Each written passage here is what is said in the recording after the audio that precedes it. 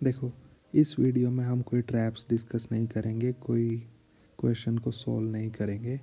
इसमें हम बात करेंगे क्लस्टर बेस्ड रिपीटिशन पैटर्न की। ठीक है, अब जो मैं आपको बताने वाला हूँ ना, ये यूपीएससी का सबसे अंडररेटेड पैटर्न है और ऑनेस्टली इसको समझ लिया ना तो आपका प्रीलिम्स का अप्रोच कम्प्लीटली चेंज हो जाएगा।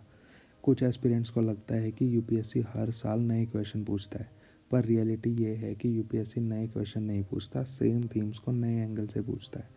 ठीक है, अब ये लाइन देखो, UPSC repeats the same core theme across years and traps decide whether you recognise and correctly solve those repeated patterns. For example, UPSC ने 2024 में क्या पूछा कि Sudan, war between the countries regular army and paramilitary forces, 2024 में ही पूछा और 2024 में ही ये क्वेश्चन 87 क्वेश्चन ये है एंड 91st क्वेश्चन ये है। ठीक है, अब there is instability and worsening security situation in Sahel region, जिसको पता है कि सूडान भी साहिल रीजन में ही आता है। तो इनका ये जो लॉजिक है और ये वाली जो स्टेटमेंट है, ये दोनों ही करेक्ट हैं। ठीक है, अब 2024 में क्या पूछा यूपीएससी ने, टर्की। ठीक है, तो छोड़ दी या नहीं छोड़ी। 2025 में क्या पूछ लिया कि इनमें से बताओ नेटो के मेंबर कौन कौन से हैं। ठीक है, अब सेम क्वेश्चन कितने एंगल से यूपीएससी ने पूछ लिया। ठीक है, पहले कंट्री लेवल पे, फिर रीजन लेवल पे पूछ ली, फिर नेटो की मेंबरशिप ही पूछ ली। ठीक है, यानी एक साल आपको ऑर्गेनाइजेशन का कॉन्सेप्ट दिया, नेक्स्ट ईयर उसी को डायरेक्ट फैक्चुअल क्वेश्चन बना दिया। ये कोइंसिडेंस नहीं है, ये यूपीएससी का डिज़ाइन है। ठीक है, यूपीएससी का पैटर्न सिंपल है, एक थीम को पिक करो, जैसे इंस्टेबिलिटी, अलायंसेस, जियोपॉलिटिक्स, उसको फिर तोड़ दो 2-3 पार्ट में, कंट्री, रीजन, ऑर्गेनाइजेशन, और फिर दो 3 अलग अलग सालों में पूछ लो। ठीक है, एस्पिरेंट क्या करता है, हर क्वेश्चन को आइसोलेटेड पढ़ता है और टॉपर क्या करता है, थीम्स को बिल्ड करता है। ठीक है, फ्यूचर में भी यूपीएससी इसी पैटर्न को और ज़्यादा अग्रेसिवली यूज़ करेगा। ठीक है, आज यूक्रेन पूछा, कल नेटो एक्सपेंशन, परसों ईयू सैंक्शन पूछ सकता है। ठीक है, आज मिडल ईस्ट पूछ लिया, कल को ओपेक पूछ लेगा, फिर स्ट्रेट ऑफ हॉर्मुज पूछ लेगा। ठीक है, अब नेक्स्ट क्वेश्चन, 2024 में यहाँ पे many chewing gum contains plastic as gum base, यहाँ पे प्लास्टिक पे क्वेश्चन पूछा और यहाँ पे भी how many of them contain plastic पूछ लिया, 2024 एंड 2025।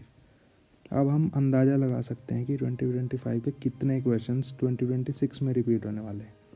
ठीक है, अब तीसरा एग्जांपल, यहाँ पे मिलिट्री एयरक्राफ्ट के बारे में पूछा 2024 में। ठीक है, और यहाँ पे भी मिलिट्री एयरक्राफ्ट के बारे में पूछ लिया 2025 में। तो ये बताता है कि हर साल रिपीट होते हैं क्वेश्चन यूपीएससी की तरफ से। ठीक है, अब ठीक है, आपने भी देखा कि सूडान, साहिल, नेटो, अलग अलग क्वेश्चन लग रहे थे पर एक्चुअली एक ही थीम था। यूपीएससी क्या करता है, एक थीम उठाता है, उसको तोड़ देता है। ठीक है, अब कनेक्ट करो।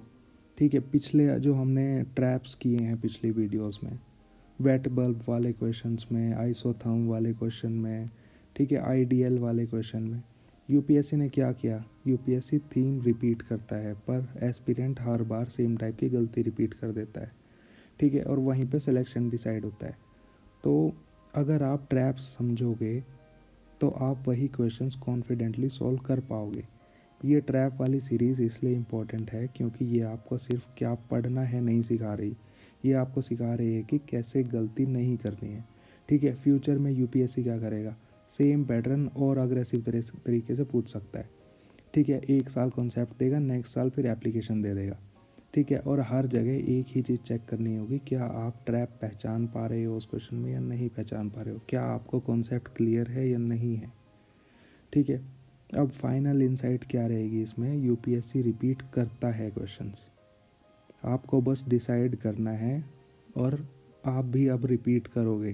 क्या गलती, क्यों, क्योंकि आपने इस पैटर्न को ब्रेक किया ही नहीं। ठीक है, इसीलिए एक भी ट्रैप वीडियो प्लीज़ स्किप मत करना।